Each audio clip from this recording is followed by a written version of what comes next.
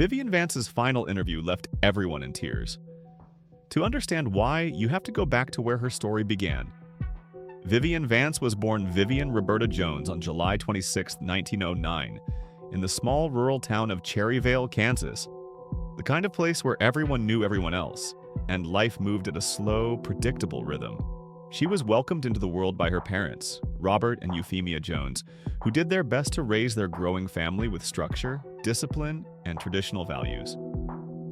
Vivian was one of 6 children, and life in such a bustling household shaped much of her early personality. There was always noise, movement, and lively sibling banter, and Vivian quickly learned how to make her voice heard. In that crowded home, she developed not just a sharp wit and a quick tongue, but also a deep need to carve out an identity of her own. When she was 6 years old, the Jones family moved to Independence, Kansas, a larger community that offered more possibilities than their small hometown. It was there, at Independence High School, that Vivian first discovered drama classes. At the time, it must have seemed like just another elective, a harmless extracurricular activity. No one in her family could have guessed that this simple curiosity would ignite the powerful creative force inside her and ultimately change the entire trajectory of her life. On stage, she felt something she had never felt anywhere else: truly seen. Drama gave her a place where she was not just another child in a big family, not just a daughter expected to follow rules and tradition. Under the stage lights, she felt understood, alive, and entirely herself. But as Vivian's passion for performing grew, so did the tension at home. Her mother, Euphemia, had a deeply conservative view of the world and believed that the entertainment industry was unstable, morally questionable, and utterly unsuitable for a young woman. The idea of her daughter becoming an actress horrified her. She wanted Vivian to choose a sensible, respectable life, not one built on scripts, costumes, and applause. Her disapproval was intense and unrelenting. Arguments flared. Silent treatment stretched on. The subject of acting became a fault line that ran straight through the heart of the family. But Vivian wasn't wired to give up. Inside her, there was a quiet, stubborn streak of independence that only grew stronger when it was challenged. Rebellion, for her, wasn't wild or reckless. It was purposeful. She made a symbolic decision. She changed her surname to Vance, taking a step toward building a life of her own choosing. She picked up odd jobs, scraped together whatever money she could, and found small ways to support her ambition. Some nights, after everyone believed she was asleep, she would quietly slip out of her bedroom window into the cool Kansas dark, off to rehearse, audition, or simply dream of a world that stretched far beyond the limits being imposed on her. Eventually, that determination propelled her into a bold move. She left Kansas for Albuquerque, New Mexico, to pursue acting professionally. It was a leap into the unknown, but it was exactly the kind of leap she had been preparing for her entire life. In 1930, Vivian got her first real break when she appeared in a show at the Albuquerque Little Theater. It wasn't a grand Broadway debut or a Hollywood close-up. It was modest, local, and small. But it was hers, and it mattered.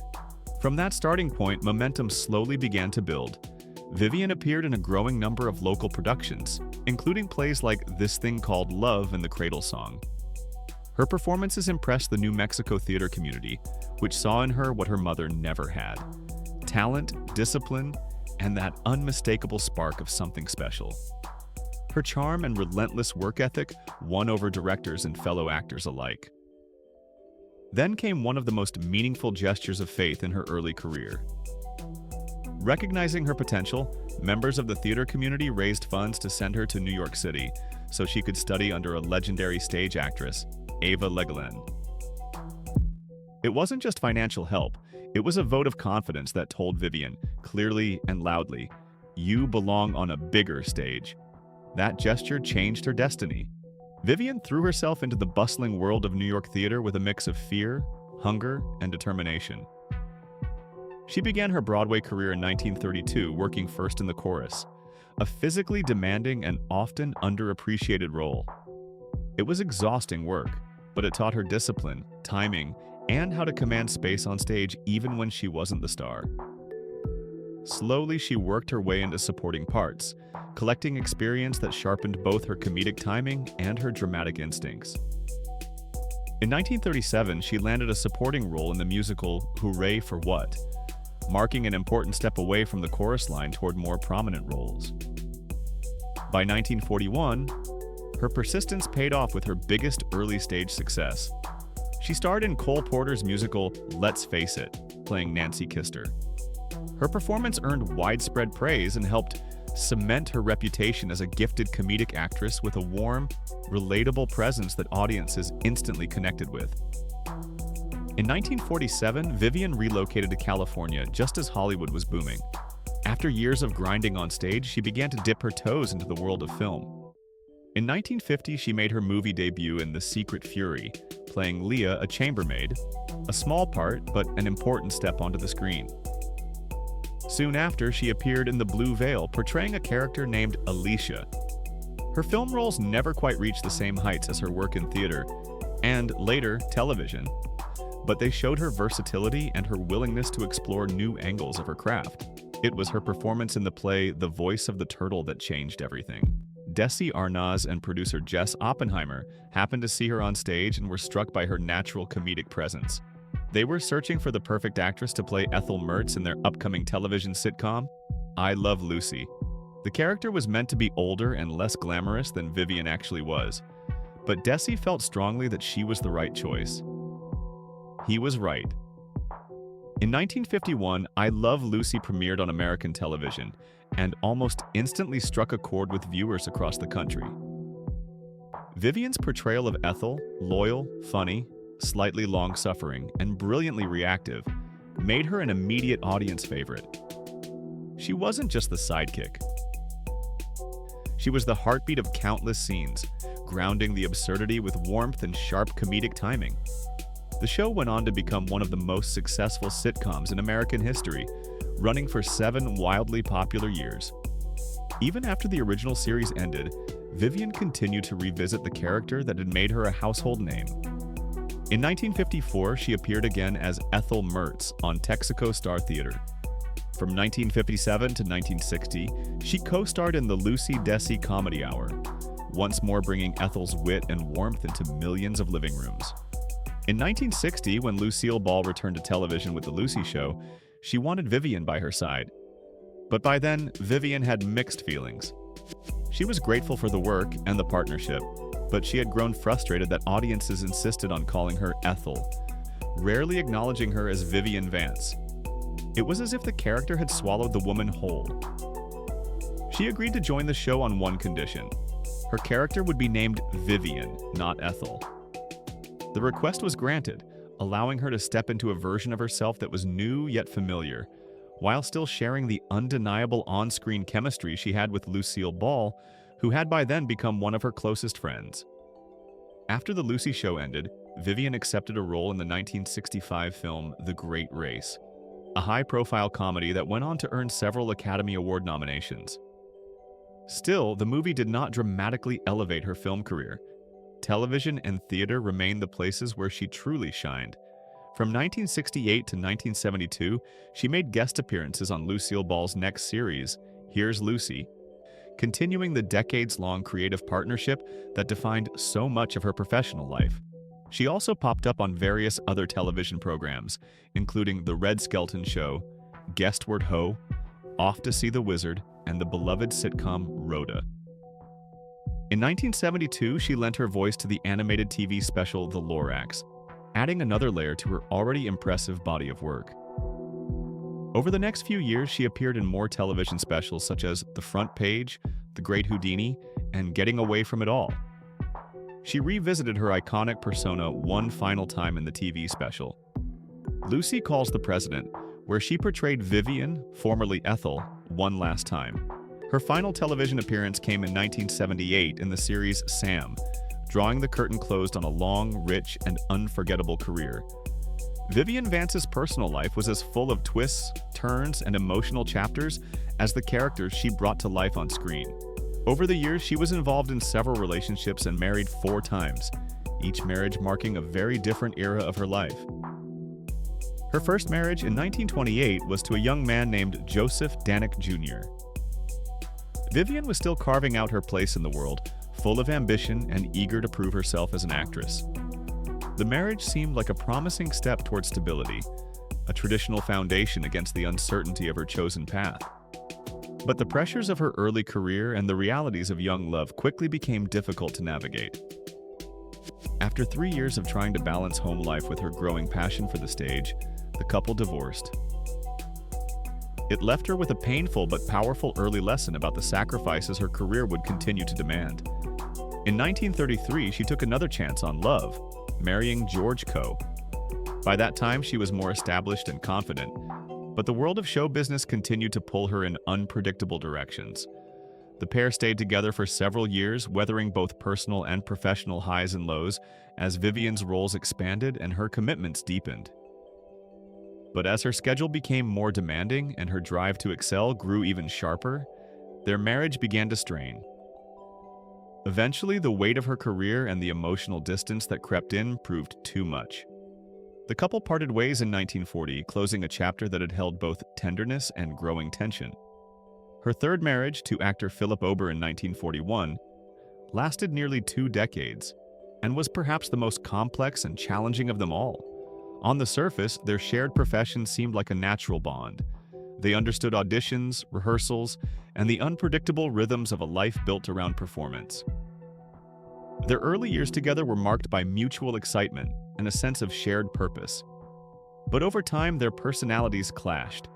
The pressures of Hollywood, the expectations placed on Vivian during her I Love Lucy years, and the emotional toll of constantly being in the public eye all began to erode the foundation of their relationship. Though the marriage endured for 18 years, it was far from easy. When they divorced in 1959, it marked the end of a long and often painful journey. Yet love still found her. On January 16, 1961, Vivian Vance married John Dodds, a publisher whose calm, steady presence brought a new sense of balance into her life. With him, she experienced a partnership that felt gentler and more supportive than anything she had known before. The two settled into a quiet rhythm in Connecticut, building a home far from the glare of Hollywood and the relentless pace of the entertainment industry. It was during this quieter, more peaceful chapter that Vivian faced one of her greatest personal challenges: a devastating cancer diagnosis. John remained by her side through every medical appointment, every long, anxious night, and every moment of uncertainty. He became her anchor, loyal, steady, and unshakably devoted. And then came the interview. Vivian Vance's final interview has become one of those moments in Hollywood history that people still recall in almost hushed tones. It wasn't just another celebrity sitting down under studio lights to trade stories about their glory days or promote a new project. This was Vivian opening her heart in a way she rarely allowed the public to see. By the time she finished speaking, everyone in the room, from the crew members holding boom mics to the interviewer sitting across from her, had tears streaming down their faces. The atmosphere in that small room felt almost sacred, as if everyone instinctively understood that they were witnessing the last great burst of light from a woman whose warmth and talent had helped define an era. She spoke softly but with piercing clarity, reflecting on the moments that had shaped her life. "I never expected to be remembered," she said. The line hit like a punch to the chest. Here was a woman who had been part of one of the most iconic shows in American television history, admitting with disarming vulnerability that she never imagined she'd truly remain in people's hearts. The room went still. She described her journey from humble beginnings in Kansas to the dazzling, unforgiving world of Hollywood. She admitted that there were days when she felt like the world expected her to be Ethel Mertz every waking hour. "People saw me as the funny friend, the one who cleaned up the mess," she added. "But off-screen, I was still trying to figure out who I was." It was the kind of honesty that peeled away every layer of celebrity image and left only the human being underneath. When she spoke about Lucille Ball, her voice trembled with affection. "Lucy saved my life more than once," Vivian confessed. It wasn't a line crafted for drama. It was simple, unvarnished truth. Decades of laughter, arguments, reconciliation, and shared resilience flowed out in her recollections. She remembered the very first table read of I Love Lucy, how she realized she would be working beside a woman who was not only a powerhouse performer, but also someone who understood her in ways very few ever had. "We made each other brave," she whispered. Even the interviewer had to look away for a moment, blinking back emotion. But her memories weren't all nostalgic glow. Vivian was candid about the battles she'd fought behind the scenes. Battles with her health, with the relentless pressure to maintain a certain appearance, and with the deep loneliness that can creep into an actor's life once the studio lights go dark. "People think laughter fixes everything," she said. "But sometimes laughter is the only way you keep going." She wasn't asking for sympathy. She wanted the truth to be recorded, something raw and meaningful that would show she had lived with intention, resilience, and love. Toward the end of the interview, her strength began to waver. The exhaustion showed in her posture, in the faint tremor of her hands. But she insisted on finishing her thoughts. "If I made someone feel less alone," Vivian said, "then I did something worthwhile." The simplicity of that statement carried more weight than 1,000 carefully scripted speeches. Those in the room later said it felt like she was offering a final gift, not to the industry, not to the people she had worked with, but to the ordinary viewers who had welcomed her into their homes for so many years. When the cameras finally stopped rolling, there wasn't a dry eye left. Technicians who normally kept calm, neutral expressions were quietly wiping their faces. The interviewer, who had arrived with a long list of questions, could only thank her and gently hold her hand for a moment. Vivian had bared her soul, and the truth of her words, gentle, vulnerable, and courageous, settled over the room like a soft blanket. Her final interview wasn't just a farewell.